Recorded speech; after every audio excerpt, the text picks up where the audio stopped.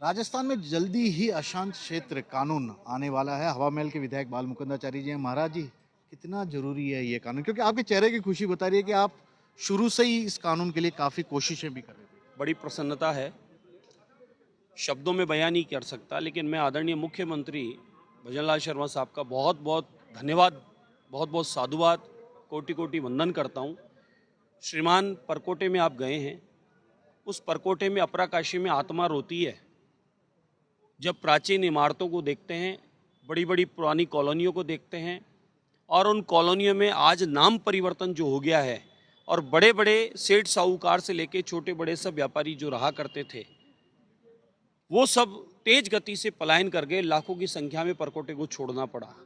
उनकी पीड़ा सोचिए कि जिस आदमी का मानो लाख का मकान है वो 10,000 में बेच रहा है, जिसका 1 करोड़ का मकान है वो 10 लाख में बेच रहा है, जिसका 5 करोड़ की कोठी है उसे लाख 10 20 50 लाख में बेचना पड़ रहा है, या किसी को खाली करके जाना पड़ रहा है। कांग्रेस काल में लाखों की संख्या में किशनपोल विधानसभा, आदर्श नगर और हवा महल से पलायन हुआ है। अशांत बनाने का काम किया गया है।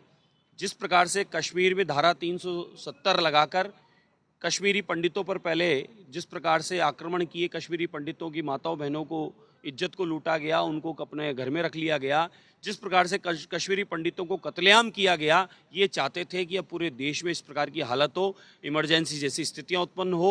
ये चाहते थे कि गोदारा कांड इन्होंने किया, वैसी गोदारा कांड जैसी स्थितियां देश में हो।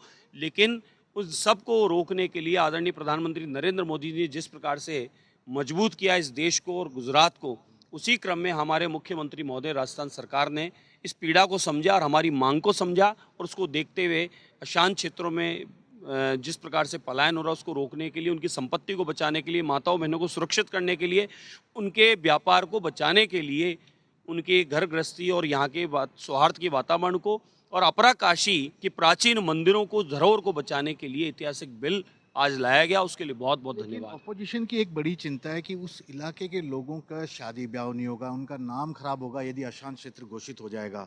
क्या आप समझते हैं? और एक और इसमें बड़ा सवाल है, हम कुछ वक्त पहले आपके साथ परकोटे इलाके में आपके विधानसभा क्षेत्र में गए थे। एक घर भी दिखाया था आपने। उस घर पे पहले गणेश जी भगवान बाहर दरवाजे पे लगे थे, अब वहाँ नहीं है। क्या ये घटना रुक मैंने पाएगी? तो क्या कहा, मेरे गवाह सबसे बड़े कौन है? ये मीडिया है।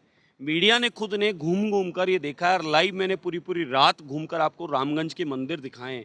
किशनपोल विधानसभा रामगंज में सबसे ज़्यादा मंदिरों पर ताले लगे हुए, मूर्तियां खंडित की गई है और मंदिरों को कचरा घर घर बनाया है। ये गवाह है मीडिया, जिन्होंने लाइव देखा है, लाखों करोड़ों लोगों ने देखा है। ये कोई झूठी बात थोड़ी ही है। इसका क्या कारण है? इसका कारण है कि कांग्रेस का जब शासन था, कांग्रेस के शासन में इस प्रकार का वातावरण बना दिया गया था कि वहां पर तेज गति से सनातनी लोग पलायन कर जाएं, औने पौने दाम पर अपनी प्रॉपर्टी बेच जाएं या खाली करके भाग ये जाएं। लैंड जिहाद की आप बात कर रहे हैं। ये लैंड जिहाद, लव जिहाद और किसी न किसी रूप में वहाँ सनातनियों को भगाने का एक प्लान ये जानबूझकर किया गया था। अब उससे निजात मिलेगी, संपत्तियां भी बचेगी, और शहर के स्वयं रहने वाले बिल चाहते थे, शहर के रहने वाले, देखिए शहर की प्रॉपर्टी बच जावे, उसको लोन मिल जाएगा अगर उसको पैसे की आवश्यकता है तो वे अपनी प्रॉपर्टी को किराया इत्यादि और कोई उपयोग करके, कॉमर्शियल करके कहीं कहीं और उपयोग लेगा। शहर में अस्पताल आसपास में है, इधर सांगानेर गेट अस्पताल है, उधर कांवटिया अस्पताल है, इधर गनगौरी पंडित दीनदयाल अस्पताल है, बड़े बड़े कॉलेज हैं, बड़े बड़े स्कूल हैं, आसपास में महाराजा महारानी यूनिवर्सिटी सब पास में है। तो शहर का आदमी, परकोटे का आदमी, गोविंद देव जी नज़दीक है, इतने इतने बड़े पार्क हैं, सारी सुविधाएं उपलब्ध है, फिर शहर से आदमी क्यों जा रहा है? एक ही कारण से जा रहा है कि वहाँ पर अशांत करने का काम जो किया गया, सनातनियों के बीच में माहौल बिगाड़ कर उनको भगाने का जो काम किया गया, उसकी वजह से शहर का आदमी जा रहा था। लेकिन अब इस बिल आने के बाद में आज पूरे शहर के लोग प्रसन्न हैं और इस बिल का स्वागत एक करते हैं। आखिरी सवाल, आप भी विधानसभा में थे। कांग्रेस के अध्यक्ष गोविंद सिंह डोटासरा ने एक लाइन बोला कि हमारी सरकार आएगी तो इस कानून को ही वापस ले लेगी। क्या ऐसा? सरकार आएगी नहीं, इसलिए कांग्रेस के लोग मुंगेरी लाल के सपने देखना बंद करें। सरकार आएगी ही नहीं आपकी, क्योंकि आपके कर्म ऐसे रहे, लगातार आप लोगों ने पूरे देश और दुनिया में भारत की छवि बिगाड़ने का काम किया। अभी एआई में ताज़ा ही आपने अपना परिचय दिया कि आप देश विरोधी लोग हैं।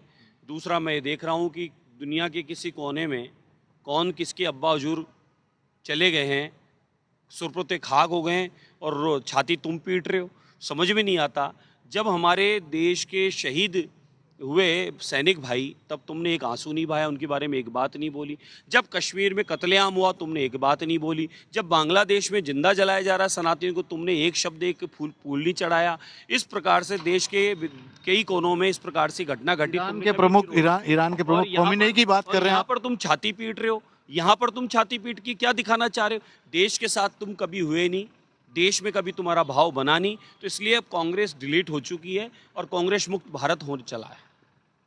तो हवा महल के विधायक बाल मुकुंदाचारी थे, जो कि इस कानून की ज़रूरत बता रहे थे कि क्यों ये कानून ज़रूरी है और इसका कितना फ़ायदा आने वाले दिनों में होने वाला है। कैमरामैन विक्रम सिंह भाटी के साथ श्री वत्सन, जयपुर न्यूज़ 24।